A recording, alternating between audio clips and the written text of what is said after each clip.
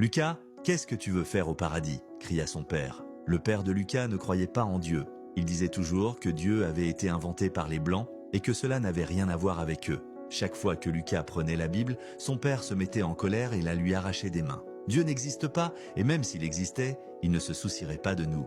Ne sois pas stupide, mon enfant. Mais Lucas continuait à lire en cachette. Pas par rébellion, mais parce qu'il croyait vraiment. Un jour, il appela son père et lui dit « Papa, Dieu te prouvera qu'il existe vraiment et qu'il ne regarde pas la couleur de la peau. » Cette phrase mit le feu à la colère de son père qui le frappa violemment. Lucas retourna dans sa chambre, ferma la porte et s'agenouilla devant son lit en pleurant. Il pria, demandant une seule chose « Mon Dieu, donne un signe à mon père. » Ce jour-là, il jeûna et pria toute la journée. Le soir, une douleur intense à l'abdomen le fit presque s'évanouir. Il courut au salon en criant « Papa, emmène-moi à l'hôpital, je n'en peux plus. » Son père répondit froidement « Où est ton Dieu ? N'est-il pas tout-puissant? Pourquoi te rend-il malade ?»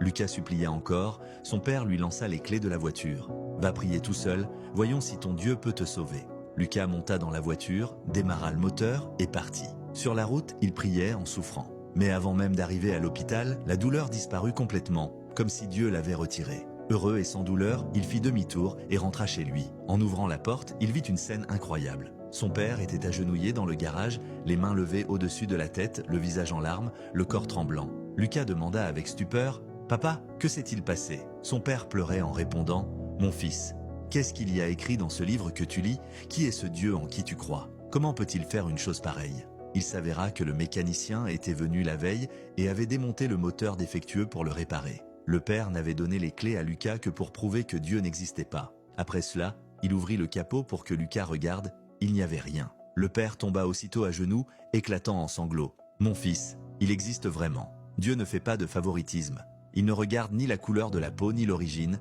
mais seulement le cœur. Si tu crois que Dieu accomplit encore des miracles aujourd'hui, écris « Je crois en toi, mon Dieu ».